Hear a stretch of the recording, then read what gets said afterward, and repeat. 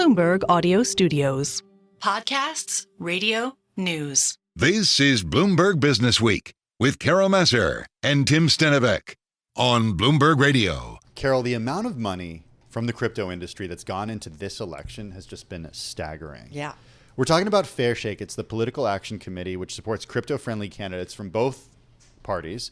It was poised to spend as much as, well, more than $40 million in the final weeks of the 2024 U.S. elections, after already deploying $140 million on dozens of congressional races nationwide. They're already thinking about 2026. It's one of the most powerful PACs in Washington. They've now have more than $30 million in the bank, $48 million in commitments for next election cycle. Yeah, we're talking about the 2026 midterms already. Yeah, it's not like there's something at stake, although we know there is. And we know that crypto has certainly been something that has come up among the presidential candidates. Stephen McClurg is CEO at the digital asset-focused investment firm Canary Capital. And Chen? Close enough. Chen, yeah. Okay, thank you. Arad, I wanted to say it correctly, or I wanted you to, is co-founder and chief experience officer at Solidus Labs, which calls itself, quote, first crypto native security and compliance hub tailored for digital assets. We talk a lot about crypto, Tim and I do, both joining us here in our Bloomberg Interactive Broker studio. Let me ask, Stephen, let me start with you in terms of you guys are digitally asset, you're investing. How are you thinking about the elections and the election outcome? And it's not just elections, but potentially congressional elections that might have some thoughts in terms of regulatory oversight and in terms of where crypto goes. How are you thinking about the outcomes?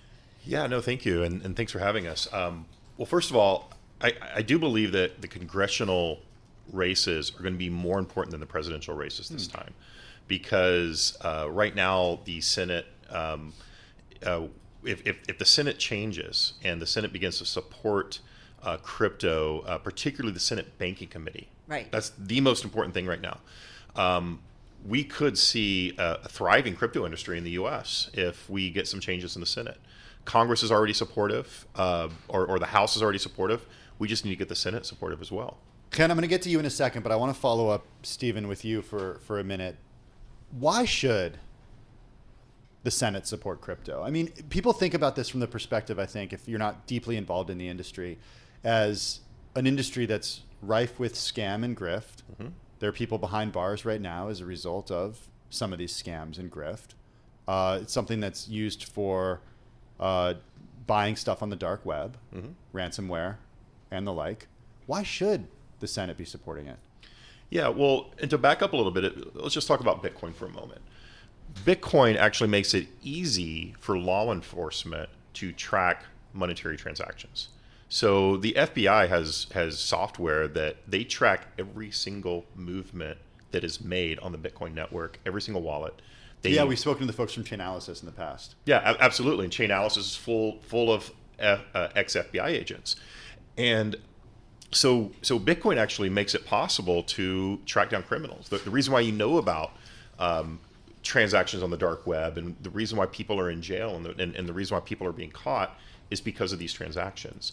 FTX is another good example of a massive fraud that occurred. But if people had only looked at the Chainalysis of what was going on, they would see that not everything equated to what the executives at FTX were saying. So Bitcoin's actually really good for law enforcement, in my opinion, first of all. Second of all, as an industry, it's really on the cutting edge of technology. Even if you look at Bitcoin mining, which is essentially data centers, a lot of those data centers are being transformed into AI data centers, which is obviously the future after seeing some of the results today. So we want to be leading that in the U.S. We don't want it to be offshore. We don't want it to be in China. We don't want it to be in the Bahamas. We want it to be in the U.S. Ken, come on in on things, because I'm curious what's at stake for you based on the election outcome. Right. So first of all, I just want to agree with Stephen. Crypto has issues. It's a new industry. People are still learning about it. The technology is still being battle tested. There's fraud, there's scam, there are issues. But let us not forget that those still exist in traditional finance as well. And just to kind of echo Stephen's points, the largest recovery of funds ever in the history of the Department of Justice actually happened thanks to Bitcoin, $4.1 billion. It was the Bitfinex hack that a few years later they were able to trace it despite thousands of transactions. So there are issues. There are also a lot of opportunities. And I think today most law enforcement, I agree with Stephen, you'd speak with, would tell you that it actually in a lot of ways provides opportunities to make finance safer, automatically detect scams, How etc. does it stay true to what it's supposed to be? Kind of something that is not part of the traditional establishment with so many different hands and layers in it. So how does it stay true to that, but then get the proper transparency and regulatory oversight that many would say is necessary, that the traditional financial system has already? The traditional financial system has, and yet, once every few years, we have a Madoff or we have a Lehman Brothers. Like, just to say, wherever there's money to make, some people would probably make some bad decisions and hurt others. But first of all, one of the fundamental ideas of an asset like Bitcoin, no government can print it. So that's a really important fundamental idea. As an inflation hedge, etc. You can. Even today, working with centralized companies, they can support you in setting up a wallet that is yours and they cannot control. So there are a lot of different ways in which this allows people already to control their money better. And I'm just mentioning a few examples. I get the control, but where's then the oversight, right? If the whole idea of cryptocurrencies is this currency that is, not part of the establishment, right? And kind of cleaner in terms of the thoroughfare, if you will. But then many would argue after FTX and SBF that we do need some oversight and some regulatory oversight. So how do you mesh those two? So I guess I'll say a couple of things and I'll connect it also to the other question. First of all, from if you look at FTX, for example, a lot of people got hurt. I think there's a very strong argument that can be made that had it been regulated, less people would get hurt. In New York, for example, FTX could not get a New York license because there's a clear regulatory framework that the New York Department of Financial Services hosts. There's a reason why so many of these guys were outside the United States. Right, and one should ask, not regulating it and instead just looking to enforce but not regulating it, which means that ultimately Americans who want it, there are surveys ahead of the elections that say that 30 to 40% of Americans have engaged with digital assets. 1 out of 7 of every likely voter sees it as an important issue. There's a question that needs to be asked that I think people in Washington should ask themselves: by not regulating it, are you protecting Americans or are you abdicating responsibility? And FTX is a great example for that. Well, speaking of regulating this, I talk to a lot of folks who agree on one thing in the crypto industry, and that's their universal unapproval of Gary Gensler, the SEC chairman. I'm wondering if you think that Gary Gensler will leave if Kamala Harris wins, and if so, do you think a new SEC chair would take a different approach toward crypto? Yeah, I do think a new chair would take a different approach. I was actually one of the few people that was a fan of Gary Gensler's. Really? I was. Okay, tell us why. You're like the first person I've talked to in weeks in the crypto community who say that. Yeah, I mean, so by the way, I agree with all the questions that you guys are asking on regulation and oversight. This is the whole reason why I fought for the last 7 years to get a Bitcoin spot ETF, and obviously was one of the ones that launched one with Valkyrie. And but if you remember, we didn't get a spot Bitcoin ETF until Gary Gensler was the chair. Now, a lot of people will say, okay, there's a lot of other different reasons of why that occurred. I've said that on air, and people have pushed back, and they've said, well, it was the lawsuits that did it. It was the legal system that allowed it.